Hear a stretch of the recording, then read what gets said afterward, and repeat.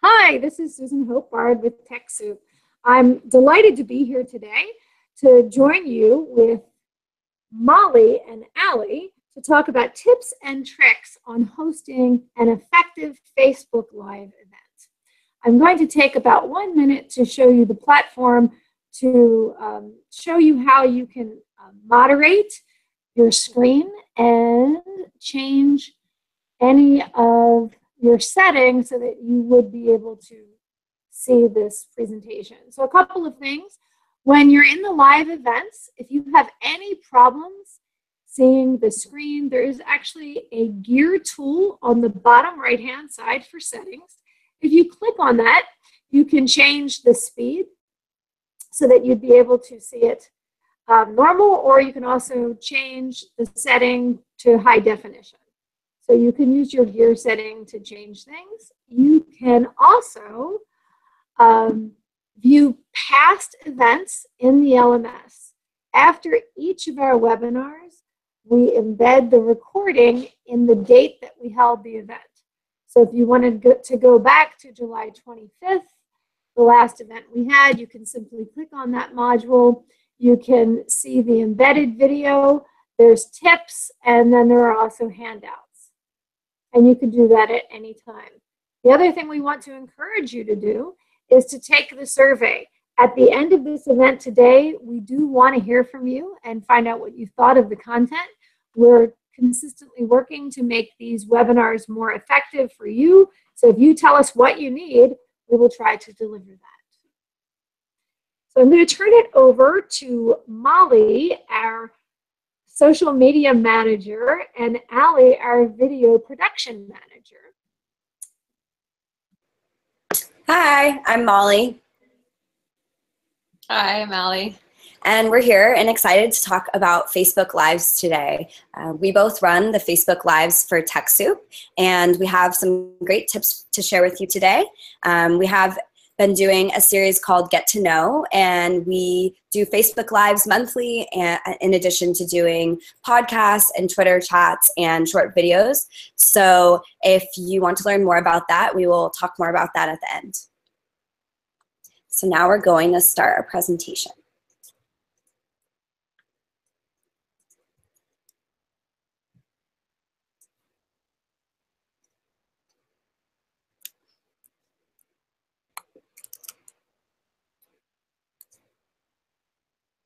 Okay, so hosting a Facebook Live event. So what does it take to host a Facebook Live? And what is it? So Facebook Live was introduced in 2015. It's a native Facebook event, so it exists within the Facebook platform. So if you are managing your page for your nonprofit, you will be able to go live as a personal account. You can also go live. But we're going to be focusing on obviously going live from your page, and live and you host a live event is that it notifies all your followers, and it tries to optimize whoever's kind of online, and it gives them a notification to join your live event. And then it shows up as well on your Facebook timeline. Users can comment and leave reactions in real time, so you can really engage with your followers. They can really ask questions right away. You can either address them right away or at the end, but you will be seeing reactions in real live time. And then recently in 2016, Facebook introduced a 360 Live, and this is kind of a whole step up from the normal live. We won't touch too much on that today, but that is an additional feature that can make your lives really exciting if you have something very visual, if you're a museum, or if you have something really great to show. So that's what Facebook Live is. And it's really simple. It's the same kind of way that you would go and post a video or update your status. That's the same way you would instantly go live. But we're going to talk about some other ways you can go live. So why use it? So you can connect and engage with your audience in a new way. Obviously, we were saying that, they can in real time engage with you. So this is a great way for your audience to boost engagement on your existing posts. This is going to optimize your users to let them know that this is happening. This doesn't happen when you have a normal posting. You can also grow your audience. So if you partner with additional organizations and they share out that link as well, or you cross promote the live together, this is also going to help grow your audience. And some other stats is that these are actually really compelling stats of why you should use live. The search popularity has risen 330% since Facebook Live's rollout. Facebook video views could surpass 64 billion video views per day pretty much in this month. And Facebook Live videos are watched 3 times longer than videos that aren't live. Users can comment on Facebook Live videos at 10 times the rate of regular videos. And the daily watch time for Facebook Live broadcasts has grown more than 4 times. So the numbers show that obviously if you are doing a Facebook Live, it's going to outperform your other types of content on Facebook. And so this is really important because if you're struggling right now to get engagement on your Facebook page, going live can be a great option for you to boost your engagement and really get your audience more involved and to have your page be performing better. So at TechSoup, we noticed this as well with our content, and we know that when we go live, we're going to have way more views than a normal post that we post, or even a normal video we post to Facebook. So ways to go live. There are a few ways to go live. So you can go live with a mobile phone. Any phone that has Facebook installed. You can have the Pages app installed or the normal Facebook app installed. You can also go live on your computer.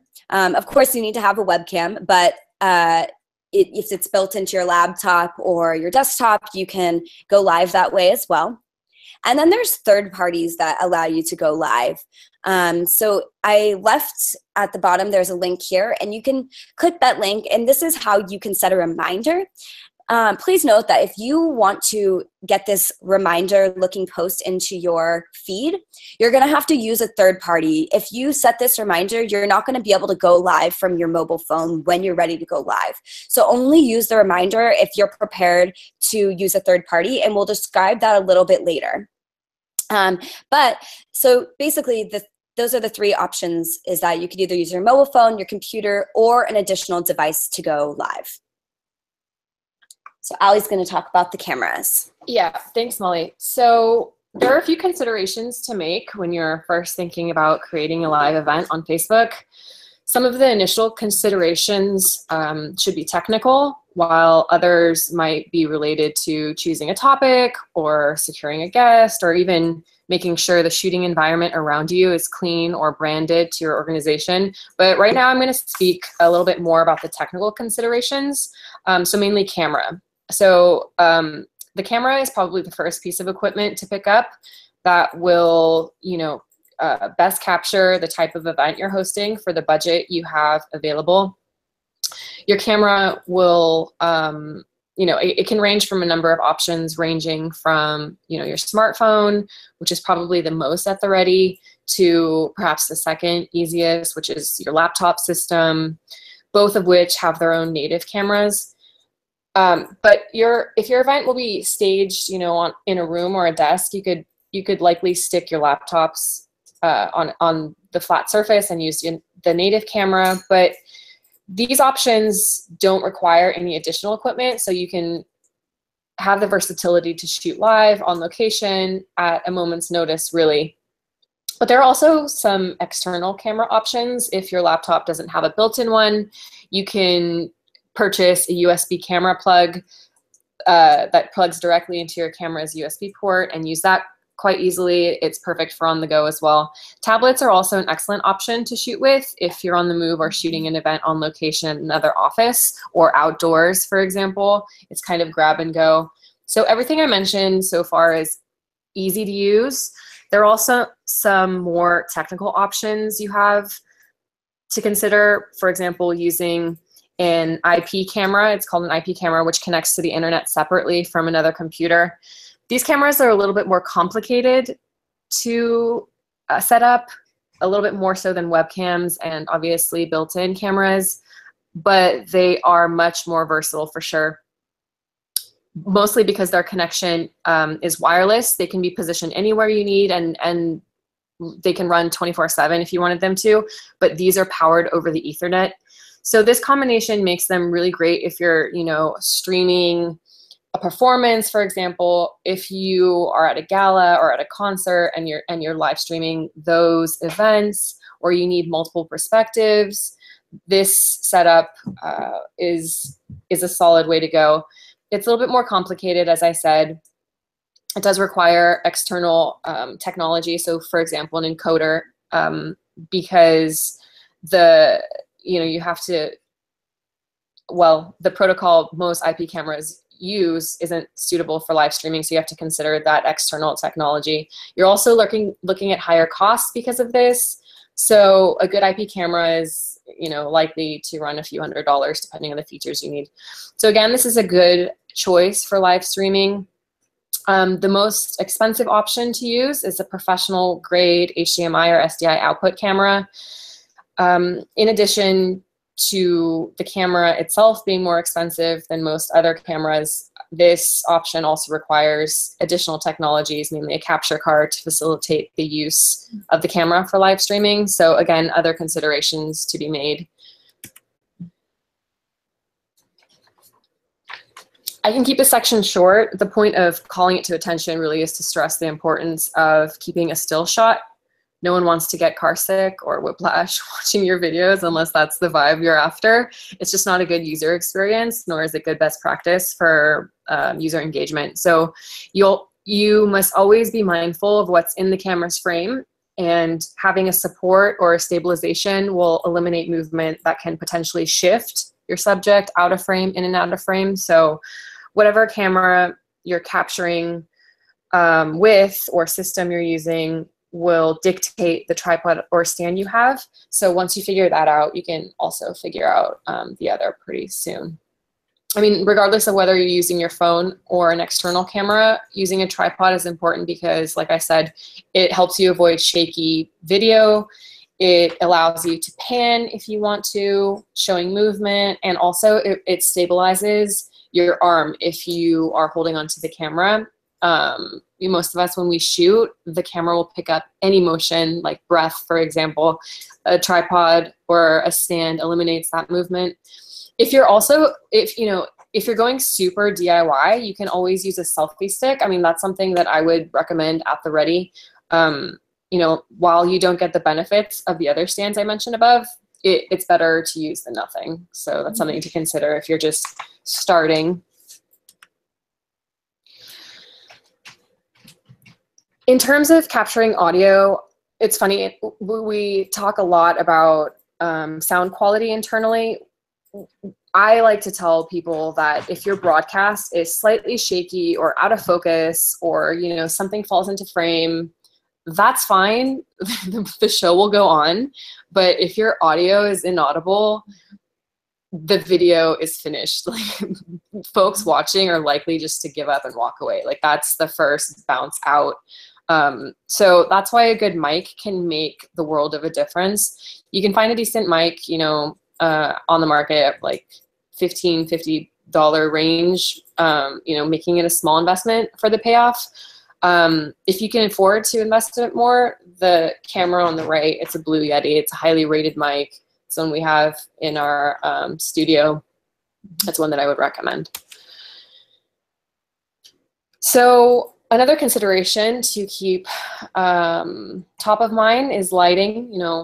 Many of us, if not most of us, don't spend a lot of time thinking about the lighting environment for our, live events. However, if your lighting is off, you could find that your videos are too dark or grainy, or they don't portray the subject in the environment or in the most flattering way. So to find the ideal light, I would recommend by testing out your broadcasts in a number of different locations, just so that you have that depth of variety, so you can choose one environment over the other if it doesn't work out. In general, you want to have as much control over your light source as you can. So this would mean blocking out natural light as much as possible. Don't shoot towards the light. You really want to have as most control as you can over it. So, I would recommend a 3-point lighting system if you have 3 lights at your disposal, but This slide shows you other options depending on the number of lights you might have, whether a single or double light configuration. Regardless, lighting matters. And so does Wi-Fi. I can't say that strongly enough. Most of these events are likely to run on Wi-Fi, so make sure you have a strong connection. Test your Wi-Fi prior to the event. Test it again when you're there. Use a mobile hotspot like Mobile Beacon as a backup. Just make sure that the Wi-Fi will not become an issue, because most of these events are running on Wi-Fi. You don't want that to be the killer of your event.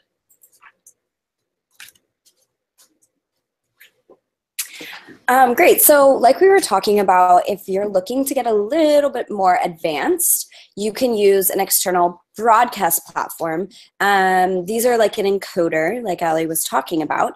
So we use Open Broadcast System, and this is a little bit of a learning curve. It's a free platform. You can download it from the web, and this will allow you to configure a broadcast. So you can really add a lot of different things, different scenes, different videos, different, you can bring somebody in from Skype.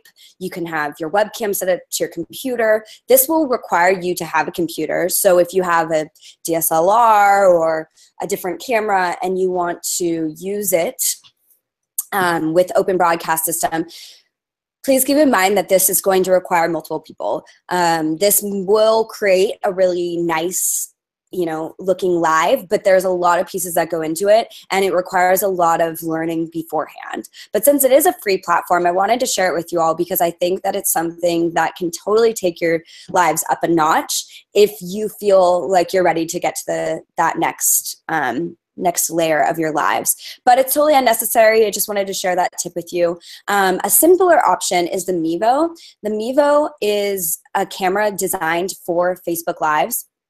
And it is really great because it runs on an application that they've made them for. It's their own application.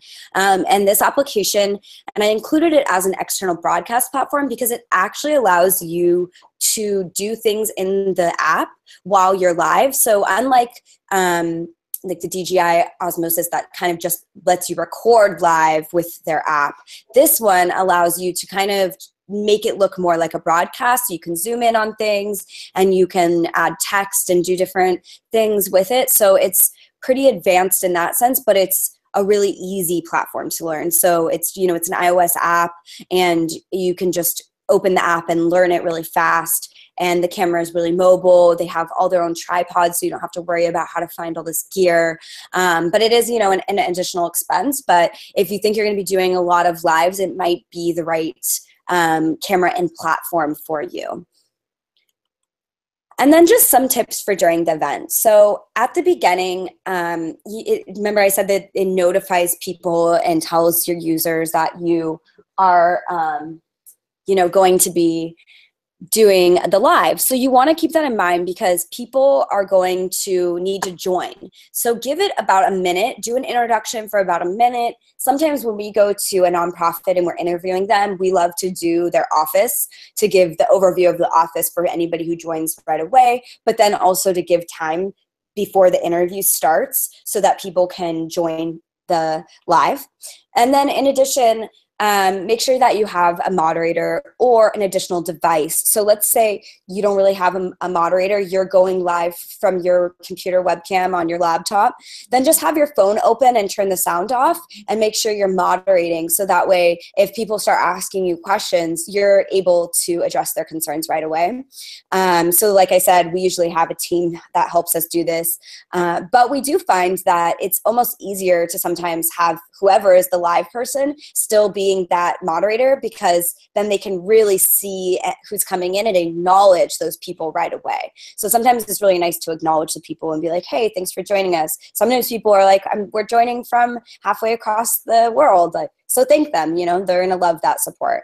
In addition, keep your lives pretty short, but not too short. So we recommend 20 to 30 minutes, and we wouldn't go over that. Sometimes when you're doing a recorded event, like a presentation that is already an existing in-person event, it's okay to go over that because, you know, they want to see the whole presentation. But we recommend, if you're curating a live event on Facebook just for Facebook Live, we recommend sticking to 20 to 30 minutes. This is, you don't want to bore your, you know, people online. And also, people don't have as much time. They're watching so many lives a day. They're also watching so many videos a day. So try to keep it within that time range. That's what we found works for us. And then, like I was talking about, we have some of our lives. So I put some pictures here of the lives we've done.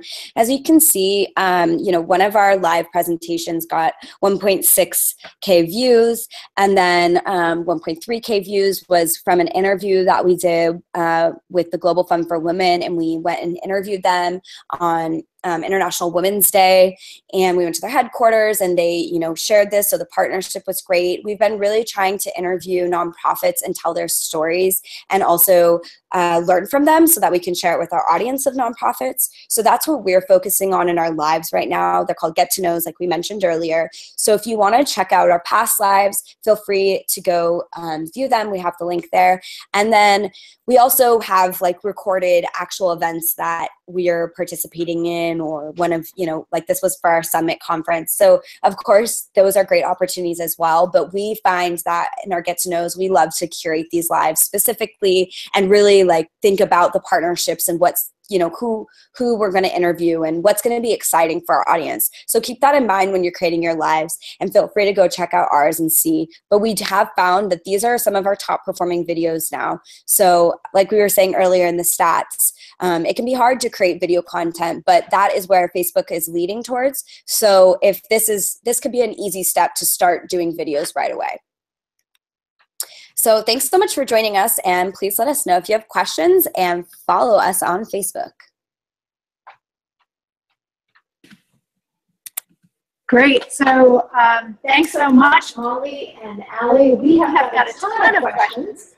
So I am going to start with the most recent one, which was, do you have any recommendations for what should be included in policies and procedures for conducting these types of events? Do you have like an SOP or some recommended standard operating procedures? Yeah, I think I'll give some tips, and Allie, you give some feedback as well.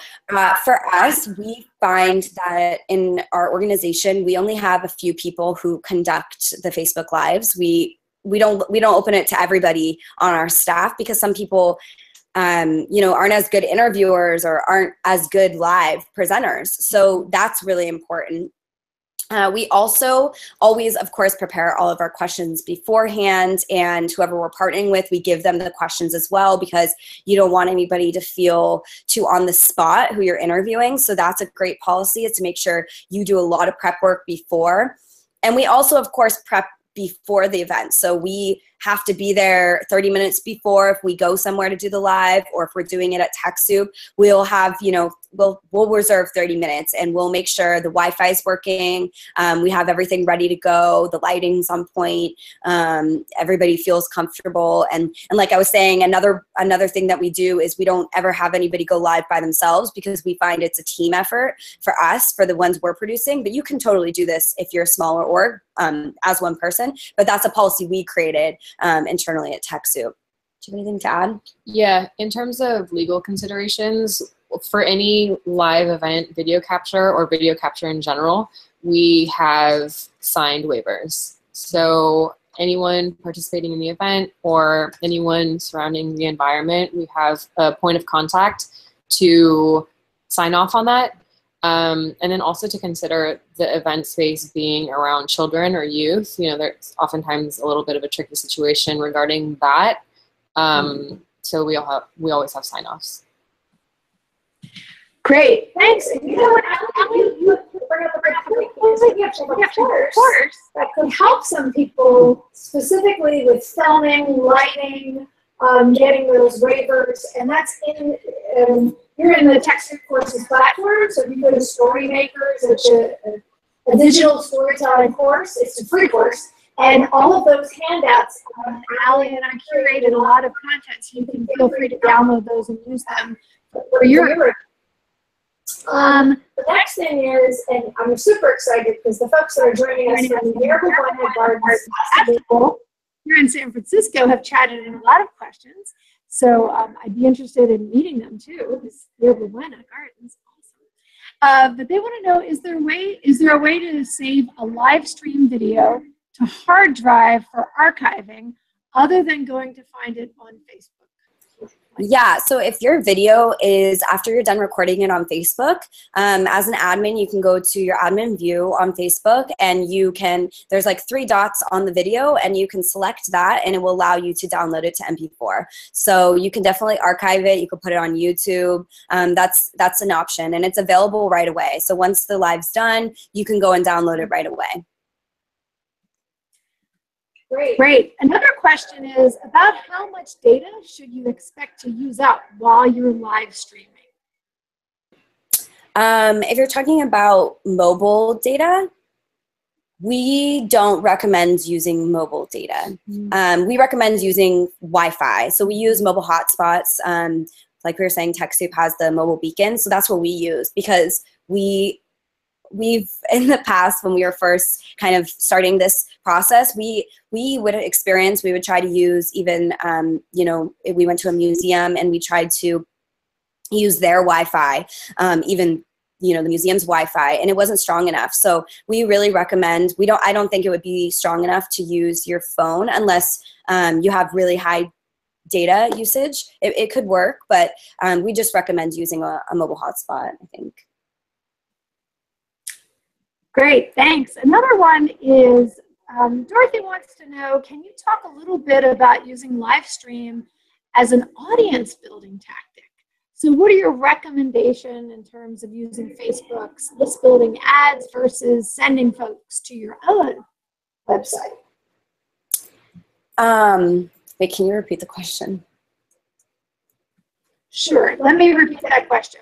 So I guess the first part is using live stream as an audience building tactic. So that's really like, talk a little bit more about how you use it. Yeah, that makes sense. Okay, so basically, if you want to grow your audience with it, that's when we partner with organizations. And there's a few ways you can grow your audience. So one way you can grow your audience we always partner because we find that helps grow our audience, because then we get access to a new organization's audience that we didn't have before. So that's how we do it. But you can, of course, do advertisements prior to the Facebook Live, and you can target all the people that you want to join in the Facebook Live, their interests, what types of people you want there, pages that are similar to you that you want to join, and you can advertise that you're going to be going live for this. And you can do that through either just a normal graphic and post advertisement, or you can create an event, and then you can have, promote the event with a Facebook ad. So that's one way. But an organic way to do it is to partner with somebody who has a larger following than you, or similar following to you, or an additional following, and have them promote it as well. Because if they share that Facebook Live, it's going to get a lot more views. So that example when we did with the Global Fund for Women, they were really great partners, and they shared it to a lot of their network, and they had a big following. And we found that to be one of our most successful Facebook Lives because of that. So if our partners aren't as interested in sharing it to their networks, we find that our views and our getting new people to our page isn't as high. So that's our tip. Yeah. Great, thanks. We have 2 more questions. We have 1 minute, so let's see if we can do this. The first one is this is an interesting question because we've struggled with this here. Is it possible to do a live event with someone who is not in the same location as you? So example, you here, Molly, you're doing the interview, but the interviewee is in Philadelphia, Pennsylvania. How do you make that happen for a Facebook Live event? Okay. Yeah, so there's a few ways. So as I mentioned, the Open Broadcast is a platform you can do that with. So you can Skype somebody in, and that's a free platform. But like I said, there's a learning curve, but there's tons of free resources on how to do that. In addition, if you go to Facebook's page, they have a partners list of external platforms that they use. And there are a few on there that will allow you to have multiple conversations with people on Facebook. And these are additional technology platforms that are partnering specifically with Facebook. So their list is maybe, I think there's about 20 additional partners. Some of them can get quite expensive. So the free option is Open Broadcast. But if you want to look at these easier ones that don't have such a big learning curve, you can try those as well. So take a look at the Facebook Live page on their partners with Facebook Live specifically, and you can see some of the options there. And yeah, Wirecast is another option. Great. And I think the last question, Allie, this may also be a good reference to the Story Makers content, but the question is, do you have any suggestions for optimizing the live streaming when you're outdoors and there's wind, so there could be a lot of sound in the background or through your mic? Yeah, I would carry a wind muff, some sort of audio filter. I would keep the mic close, so if possible, clip the subject, have a clipped mic or have a boom mic versus a multi-directional that'll pick up everything around you and all the ambient noise. Mm-hmm. You want to isolate the source of the audio as much as you can if if you're taking the audio from an individual. So I would, there are a bunch of technical tools and resources that, you could turn to in terms of that audio production. Sorry, what was the wind? Yeah, the wind. Yeah. That's what I do. A little lapel. Great. Last question before we do have to sign off. This is about data and reports from Facebook Live events. Pardon me. What's possible with Facebook Live events to collect the data so you can analyze it, especially if you've got a benchmark or you're trying to get better? There's a lot of data, and Facebook now on Insights has its own video insights. Before it used to be under the post, but now it has its own. So you can do a lot. So what we find is that we are tracking the number right after the live ends, because that number grows exponentially in like a week. So you'll notice like people over, a few days after are continuing to watch this live. So the best way is to record that number right away, but also go into the video insights in the admin page of your Facebook, and you can see a lot of interesting data. You can see how long somebody is watching it. That's a great indicator. You can totally set targeting goals on how long you want somebody to watch your video. If they're watching it for 3 seconds and they're leaving, that's not a success. Doesn't matter how many views you got, they're only watching it for 3 seconds. So you want people to be engaged, especially in a live and you're doing an entire interview. So I think going into that, and just within the post, you're gonna see all this data, but I think that those are the key ones, like tracking right after how many views, seeing how many views it climbs to, and then also how long people are watching it. Great. Thanks to both of you. And a super special thanks to Alicia Kidd, who is our online learning specialist. She's been in the background chatting out all of the links that Molly and Allie have prepared for us. Also, thanks for staying on a couple extra minutes so we could answer the majority of the questions that weren't answered in the delivery of the course. Again, I would strongly recommend that everyone do take a look at the Story Makers course. It's free, so it's a free course, but we have like downloadables, there's shooting schedules. I'm looking at Allie for all the stuff that's in there. There's matrices where you can plan out your storyboarding if you're going to do an event. The forms for people to fill out, both a minor and an adult, that you can use for your organization. So if you have any other questions, you can follow up with me directly by email through responding to the email reminding you to this event. And again, I'm Susan with TechSoup. It has been a pleasure to host Allie and Molly. I'm going to show them all the time. Bye. Thanks. Come back again soon.